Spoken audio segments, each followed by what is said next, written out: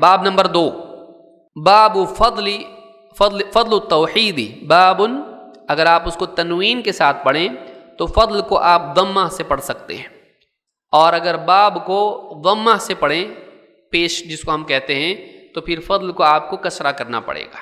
تو بابن عام طور سے طریقہ ہے پڑھنے کا، بابن فضل التوحیدی وما یکفر من الذنوب، باب اس بات کا بیان، کس بات کا؟ توحید کی فضیلت اور کس طرح سے توحید انسان کے گناہوں کو مٹا دیتی ہے، ان کا کفارہ کرتی ہے۔ تو توحید کی فضیلت کا بیان اور اس بات کا بیان کہ توحید انسان کے گناہوں کو مٹاتی ہے، کہ انسان سے بعض گناہ ہو جاتے ہیں، اگر توحید کا اہتمام کرنے والا ہے تو اللہ تعالیٰ اس کے گناہوں کو مٹا دے گا۔ باقی غلطیاں معاف ہو سکتی ہیں، شرط یہ ہے کہ زندگی میں توحید ہو۔ اس باب میں اس بات کو بیان کیا گیا ہے۔ تو اس باب میں، پچھلے باب میں توحید کی اہمیت تھی، کتنی ضروری ہے توحید۔ اس باب میں یہ ہے کہ توحید کتنی اچھی ہے، توحید کتنی اچھی چیز ہے، زندگی میں آئے تو کتنا بڑا فائدہ اس کا ہے، تو اس میں فضیلت ہے اس کی۔ توحید میں گناہوں کا بھی کفارہ بھی ہے۔ کفارہ کیا ہے؟ علماء کہتے ہیں الستر والتغطیہ، اللہ تعالیٰ کسی کے گناہوں کو ڈھانپ دے اور اس کو مٹا دے، اس کو کیا کہتے ہیں؟ کفارہ۔ اللہ تعالیٰ کسی انسان کے گناہوں کو اس طرح سے ڈھانپ دے، مٹا دے کہ وہ ختم ہو جائیں، اس کو کیا کہتے ہیں؟ کفارہ۔ کیا تھا گناہ اس نے، اللہ نے اس کو نامہ اعمال سے مٹا دیا، اس کو کیا کہتے ہیں؟ کفارہ۔ تو توحید اتنی بڑی چیز ہے کہ اگر کچھ گناہ انسان سے ہو بھی جائیں، اللہ تعالیٰ اگر چاہیں تو اس کے گناہوں کو اس کی توحید کی وجہ سے مٹا سکتا ہے۔ کیا ہوا گناہ مٹا سکتا ہے اللہ، کس وجہ سے؟ توحید کی وجہ سے۔ کیوں؟ مالک ہے وہ رب العالمین ہے، وہ جو چاہتا ہے کرتا ہے، لیکن بنیاد کیا ہے؟ توحید ہے۔ آئیے بڑھتے ہیں آگے۔ اللہ تعالیٰ قرآن کریم میں فرماتا ہے الذین آمنوا ولم يلبسوا ایمانہم بظلم اولئک لہم الامن وہم مہتدون۔ توحید کی فضیلت کیا ہے؟ اللہ تعالیٰ فرماتا ہے وہ لوگ الذین آمنوا جو ایمان لائے، ولم يلبسوا ایمانہم بظلم اور انہوں نے اپنے ایمان میں ظلم کی ملاوٹ نہیں کی، انہوں نے اپنے ایمان میں ظلم کی ملاوٹ نہیں کی۔ اولئک لہم الامن، یہی وہ لوگ ہیں جن کے لیے امن ہے، وہ مأمون رہیں گے، محفوظ رہیں گے، ان کے لیے خطرہ نہیں۔ وہم مہتدون، اور یہ ہدایت یافتہ لوگ ہیں اللہ کے نزدیک۔ دو کام دو انعام، دو کام دو انعام۔ پہلا کام کیا ہے؟ ایمان لائے۔ ہوا کام ختم؟ نہیں، ابھی تو کام شروع ہوا، ابھی تو کام شروع ہوا۔ کیا؟ ایمان لائے اور ایمان کو بچا کے رکھا۔ کس چیز سے بچایا؟ کہ کہیں ایمان میں شرک نہ مل جائے۔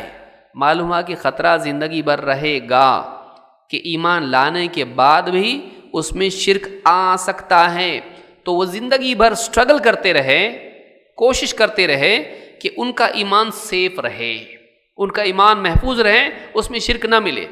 دو کام جنہوں نے کیے ان کے لیے انعام کیا ہے؟ دو چیزیں ہیں۔ ایک، ان کے لیے امن کا وعدہ ہے، پیس، سیفٹی، سیکیورٹی، وہ محفوظ رہیں گے دنیا میں اللہ کے عذاب سے، آخرت میں جہنم سے۔ اللہ تعالیٰ انہیں امن دے گا دنیا میں۔ معلوم ہوا کہ دنیا میں امن و امان کا ذریعہ توحید ہے۔ اگر زندگی میں توحید آئے گی، سماج میں توحید آئے گی، امن و امان آئے گا، اس کے بغیر امن و امان نہیں آ سکتا ہے۔ دوسری چیز ہدایت، اصل ہدایت یہ ہے کہ زندگی میں توحید ہو، توحید کے بغیر ہدایت کا تصور نہیں۔ دیکھو کتنا اچھا آدمی ہے، شراب پیتا تھا شراب چھوڑا، جوا کھیلتا تھا جوا چھوڑا، زنا کرتا تھا زنا چھوڑا، مار پیٹ کرتا تھا ظلم کرتا تھا وہ بھی چھوڑا۔ ہاں بندوں کا ظلم چھوڑا لیکن اب درگاہ پہ جا رہا ہے۔ اللہ والا ظلم نہیں چھوڑا، چھوٹا ظلم چھوڑا، اچھی بات ہے، بڑا ظلم کرنے لگ گیا، اب میں بھائی دیندار بن گیا، اب کیا کرتا میں بابا کے در کا بھکاری بن گیا۔ ہاں غلط گیا، تو ایمان لایا اللہ پر، لیکن ایمان میں کیا ملایا؟ ظلم۔ اللہ کے حق میں دوسرے کو شریک کر دیا، یہ ظلم ہے اللہ کے ساتھ، یہ ظلم ہے۔ آپ خود بھی اگر کوئی آپ کا حق ہے، کسی نے آپ سے قرض لیا، اب آپ کو لوٹانا ہے، اب آپ لینے کے لیے گئے، اتنے میں ایک فقیر آیا، کتنے دینے تھے آپ کے؟ 50,000 دینے تھے، تو آپ کو کہا لو ایک کام کرو، آپ 25 لو، فقیر کو 25 دے دیا، میں دے دیا، آپ کیا کہیں گے؟ وہ میرا حق تھا، میرے حق میں سے تو کسی کو دے سکتا نہیں، یہ کیا ہے؟ ظلم ہے، تو نے میرا حق کسی اور کو دے دیا۔ تو بندے کا حق اگر کسی اور کو دیا جائے تو بندے کے معاملے میں ظلم ہے۔ عبادت کس کا حق ہے؟ اللہ کا، اگر وہ کسی اور کو دیتا ہے تو کس کے معاملے میں ظلم ہے؟ اللہ کے۔ تو جو اللہ پر ایمان لائیں اور اپنے ایمان میں ظلم کو ملنے نہیں دیا، اللہ کا حق کسی اور کو نہیں دیا، ان کے لیے اللہ کی طرف سے وعدہ ہے امن کا، اور یہ لوگ اللہ کے نزدیک ہدایت یافتہ ہیں۔ سارا بگاڑ اپنی طرف، عقیدے کا بگاڑ نہیں چلے گا۔ تو ایک آدمی شراب، جوا، یہ وہ سب چھوڑتا ہے، لوگ سمجھتے کتنا نیک بن گیا، یہ نہیں دیکھتے کہ اس کا عقیدہ بگڑا ہوا ہے۔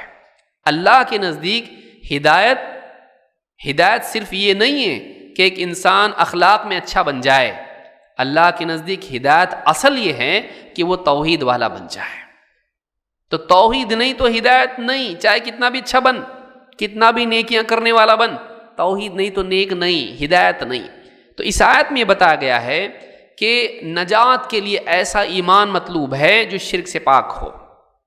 نجات کے لیے ایسا ایمان چاہیے جس میں شرک نہ ہو۔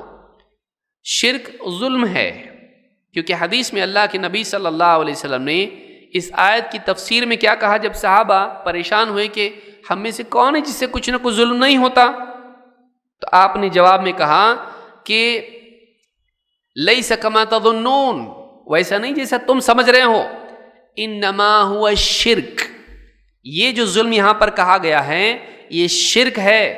اس سے مراد کیا ہے؟ شرک ہے۔ یہ بخاری کی حدیث میں ہے، حدیث نمبر 3429 پر، جس میں یہ لفظ آیا ہے کہ انما ہوا شرک، تم جیسا سمجھ رہے ویسا نہیں ہے کہ لوگوں کے معاملے میں، اپنے معاملے میں ظلم۔ یہاں ظلم سے مراد کیا ہے؟ انما ہوا شرک، اس سے مراد شرک ہے کہ جو لوگ ایمان لائے اور اپنے ایمان میں شرک کو ملنے نہیں دیا، ان کے لیے امن کا وعدہ ہے، اور یہ لوگ اللہ کے نزدیک ہدایت یافتہ ہے، اور آخرت میں بھی ان کو ہدایت ملے گی، انہیں رہنمائی کی جائے گی جنت والے گھر کی طرف۔ انسان صرف دنیا میں محتاج ہے نہیں، آخرت میں بھی محتاج ہے، تو آخرت میں جنت کے گھر کی طرف ان کی رہنمائی کی جائے گی۔ تو اس اعتبار سے یہ آیت ہم نے دیکھی۔ اب ایک حدیث بھی دیکھ لیتے ہیں۔ عن عباد، یہ فضیلت ہے توحید کی کہ یہ لوگ ہدایت یافتہ بھی ہیں اور ان کے لیے امن بھی ہے۔ وعن عبادۃ بن الصامت رضی اللہ عنہ قال قال رسول اللہ صلی اللہ علیہ وسلم من شہد ان لا الہ الا اللہ وحدہ لا شریک لہ وان محمدا عبدہ ورسولہ وان عیسی عبد اللہ ورسولہ وکلمتہ القاها الى مریم وروح منہ والجنۃ حق والنار حق ادخلہ اللہ الجنۃ على ما كان من العمل اخرجاہ۔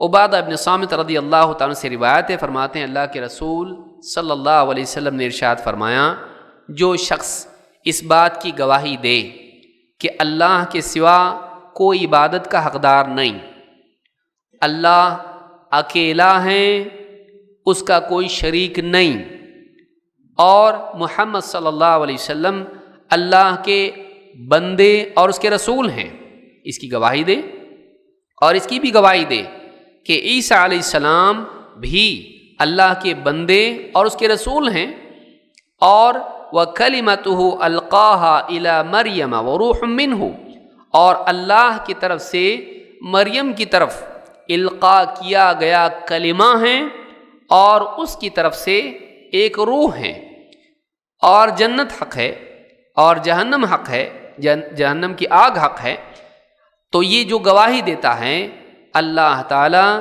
اسے جنت میں داخل کرے گا اس کے عمل کے مطابق۔ وہ جس عمل پر ہوگا اللہ تعالیٰ اسے جنت میں ڈالے گا اس کے مطابق۔ اس حدیث کو امام البخاری و مسلم دونوں نے روایت کیا ہے۔ بخاری حدیث نمبر 3435 اور مسلم حدیث نمبر 28۔ اس حدیث میں کئی باتیں ہیں۔ نمبر 1 کا جو اس بات کی گواہی دے کہ اللہ کے سوا کوئی عبادت کے لائق نہیں، پھر آگا وحدہ لا شریک لہ، یہ پہلی بات کی تاکید ہے اثبات و نفی میں۔ وحدہ لا الہ الا اللہ کی تاکید ہے اس میں، کیا وحدہ وہ اکیلا ہے، لا شریک لہ اس کا کوئی شریک نہیں۔ وحدہ میں اثبات ہے، لا شریک لہ میں نفی ہے، انکار ہے۔ پھر اس میں محمد صلی اللہ علیہ وسلم کی رسالت اور عبدیت کا اقرار ہے، آپ اللہ کے رسول بھی تھے اور آپ اللہ کے بندے بھی، تو رسالت اور عبدیت دونوں کو جمع کیا ہے۔ بندوں کے اعتبار سے رسول، اللہ کی نسبت سے بندے، کہ آپ کی ذمہ داریاں دونوں تھیں، اللہ کی عبادت کا حق بھی ادا کرنا یہ بھی آپ کی ذمہ داری تھی، اور اللہ کا پیغام لوگوں تک پہنچانا یہ بھی آپ کی ذمہ داری تھی۔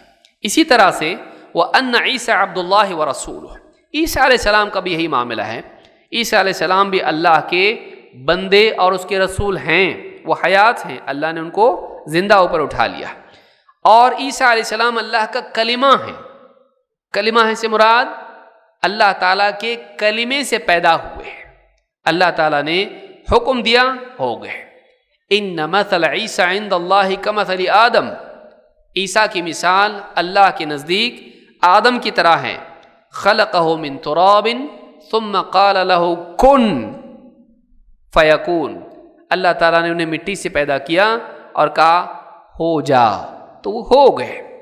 تو اللہ تعالیٰ نے کن سے ان کو پیدا کیا، اس لیے کیا ہے، اللہ تعالیٰ کا کلمہ ہے، یعنی کلمے کا نتیجہ ہے، اللہ تعالیٰ کے کلمے سے وہ پیدا ہوئے۔ جو آیت میں نے پڑھی ہے یہ سورہ آل عمران کی آیت نمبر 59 ہے، 59۔ پھر اس حدیث میں ہے کہ عیسیٰ علیہ السلام اللہ کا کلمہ ہے اور اس کی طرف سے روح ہیں۔ روح ہے کا مطلب یہ ہے کہ اللہ تعالیٰ کی جتنی پیدا کی ہوئی روحیں ہیں، اللہ تعالیٰ نے پہلے روحوں کو پیدا کیا، پھر ماں کے بطن میں بچہ ہوتا ہے اور پھر روح آتی ہے، تو روح پہلے سے بنی ہوئی ہے۔ تو یہ جو روحیں ہیں اللہ کی مخلوق ہیں، ان روحوں میں سے ایک روح فضیلت والی، شرف والی کون سی ہے، عیسیٰ علیہ السلام کی۔ اور روح انہیں اس لیے بھی کہا گیا کہ وہ باپ کے ذریعے سے پیدا نہیں ہوئے، بلکہ اللہ کے حکم سے براہ راست مریم کے پیٹ میں، بطن میں، رحم میں ڈالے گئے۔ مرد اور عورت کے ملاپ سے اولاد پیدا ہوتی ہے، اللہ کی سنت یہ ہے۔ عیسیٰ علیہ السلام ایسا پیدا نہیں ہوئے کہ پیٹ میں نطفہ، علقہ، مضغہ، پھر روح، وہ مرحلہ نہیں آیا، ڈائریکٹ روح کا مرحلہ آیا۔ تو اس لیے اللہ کی طرف سے بھیجی ہوئی کیا ہیں، روح ہیں، اللہ کی مخلوق ہیں۔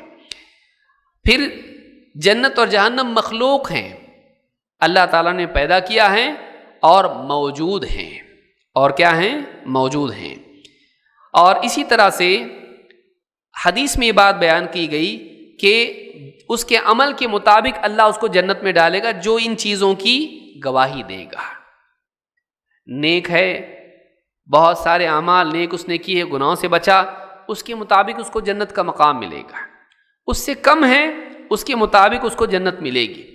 لیکن جس کا خاتمہ اس عقیدے پر ہو کہ محمد صلی اللہ علیہ وسلم اور عیسیٰ علیہ السلام اللہ کے ساتھ رب نہیں ہیں، معبود نہیں ہیں، بلکہ اللہ کے رسول اور بندے ہیں، بندے ہی تھے، بندگی سے اوپر اٹھ کے رب نہیں بن گئے، معبود نہیں بن گئے، جیسے بہت سارے لوگوں نے جہالت میں عیسیٰ علیہ السلام کے ساتھ کیا، اور بہت سارے لوگوں نے خود محمد صلی اللہ علیہ وسلم کے ساتھ کیا، بلکہ پیڑ پودے، ولی اور سب کے ساتھ کر دیا۔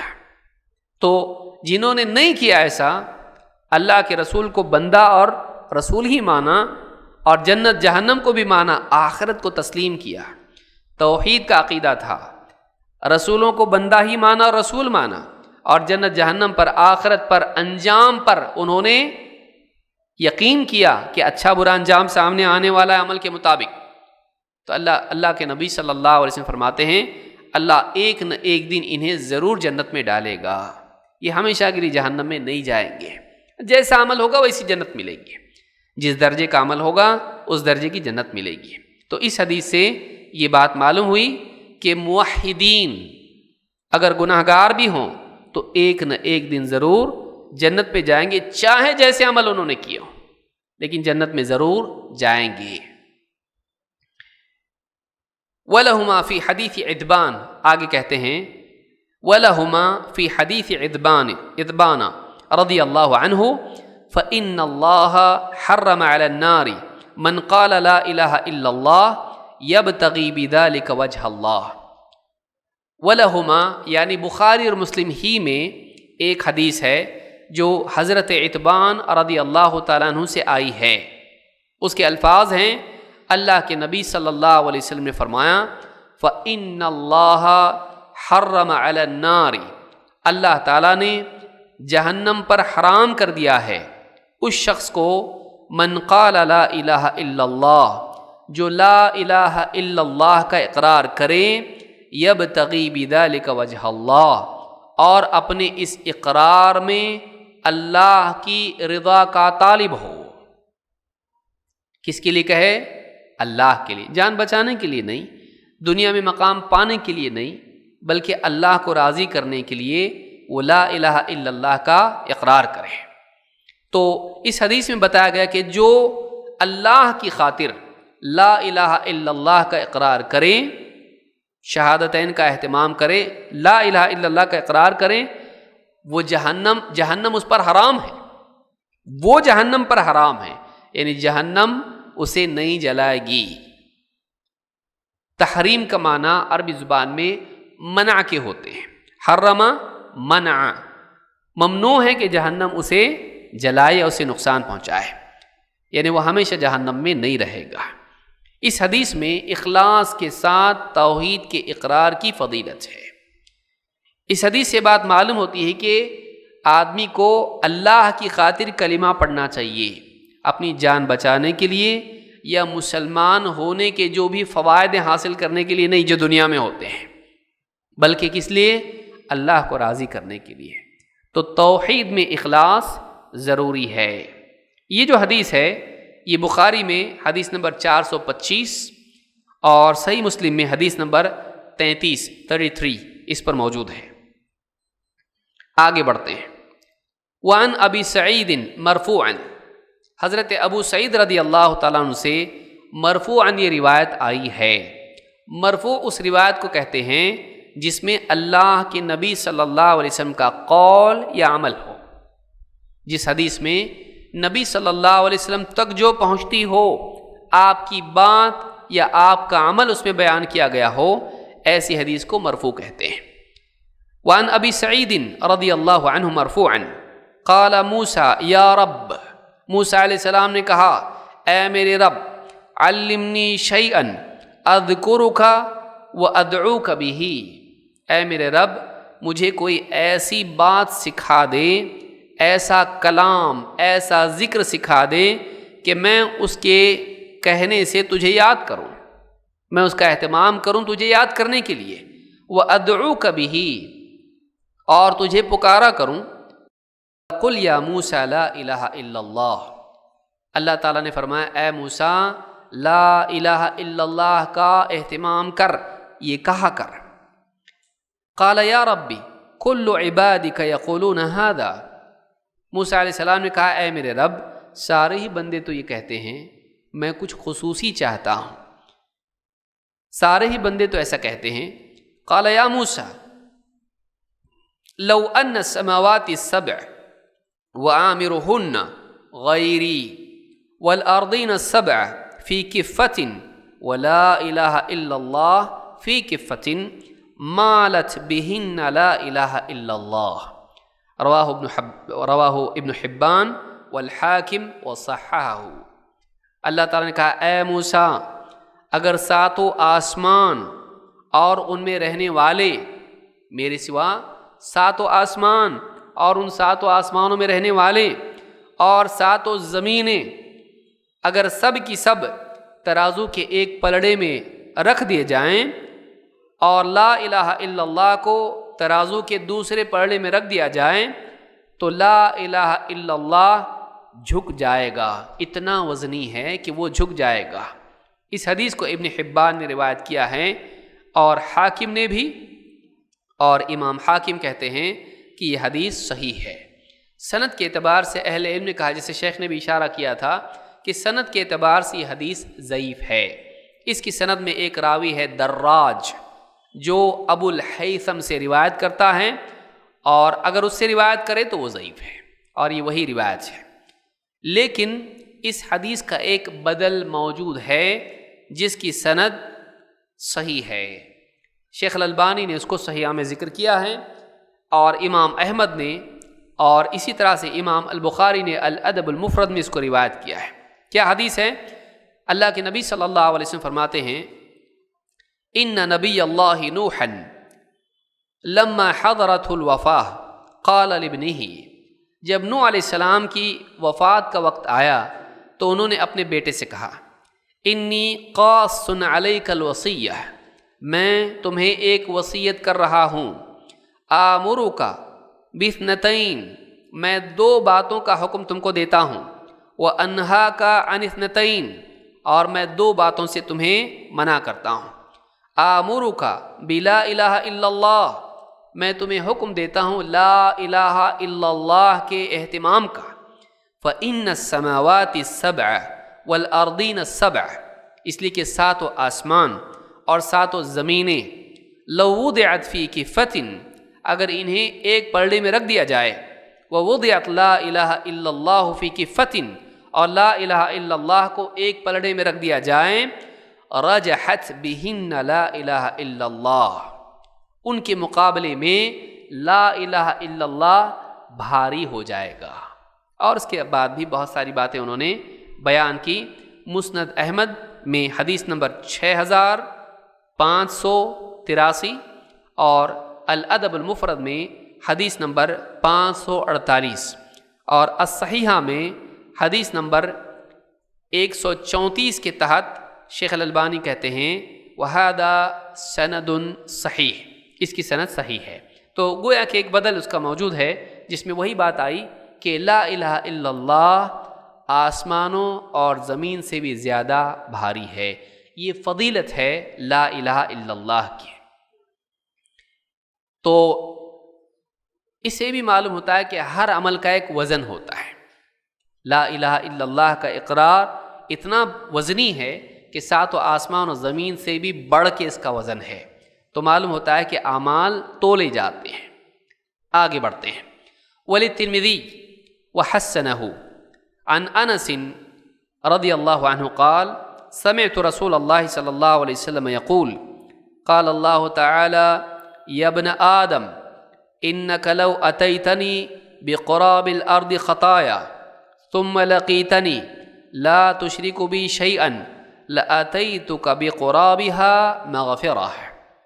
और इमाम तिर्मिज़ी ने एक हदीस बयान की है और कहते हैं इमाम तिर्मिज़ी की हदीस हसन है।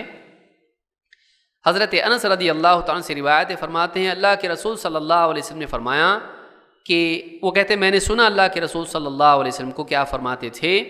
अल्लाह ताला का फरमान है, ए इब्न आदम, ए आदम के बेटे, ए इंसान, अगर तू मेरे पास ज़मीन भर के बोझ ख़ताओं का लेकर आए, इतनी गलतियाँ, इतने गुनाह लेकर आए जिनका वज़न ज़मीन के वज़न के बराबर हो, ज़मीन भर के गुनाह करके भी मेरे पास आए, सुम्मा लक़ीतनी, फिर तेरी मुझसे मुलाकात इस हाल में हो कि तू ला तुशरिकु बी शैअन, मेरे साथ किसी भी चीज़ को शरीक न करता हो, तूने ज़िंदगी भर मेरे साथ किसी चीज़ को शरीक न किया हो, लेकिन गुनाह किए हों, कितने गुनाह ज़मीन भर के, اور مجھ سے ملاقات تیری ہو تو لَأَتَيْتُكَ بِقَرَابِهَا مَغْفِرَةً، تو میں اتنی ہی مغفرت لے کر تجھ سے ملاقات کروں گا۔ دنیا بھر کے گناہ لے کر آ، میں دنیا بھر کی اتنی مغفرت لے کر تجھ سے ملوں گا۔ یعنی اگر تو نے شرک نہ کیا ہو اور تیری زندگی میں گناہ ہو تو امید ہے کہ میں تیری مغفرت کروں، مغفرت کی امید پھر بھی ہے۔ لیکن زمین بھر کے نیکیاں لے کر آئے لیکن شرک کرنے والا ہو تو مغفرت کی امید ہے؟ تو معلوم یہ ہوا کہ توحید گناہوں کو مٹاتی ہے، توحید گناہوں کو مٹاتی ہے۔ توحید کی بنیاد پر ممکن ہے اللہ تعالیٰ سارے گناہوں کو معاف کر دے، اور یہ بھی ممکن ہے کہ اللہ سزا دے، لیکن امکان ہے کہ اللہ تعالیٰ اس کو سرے سے معاف کر دے اس کی توحید کی بنیاد پر۔ اس حدیث سے یہ بات معلوم ہوتی ہے۔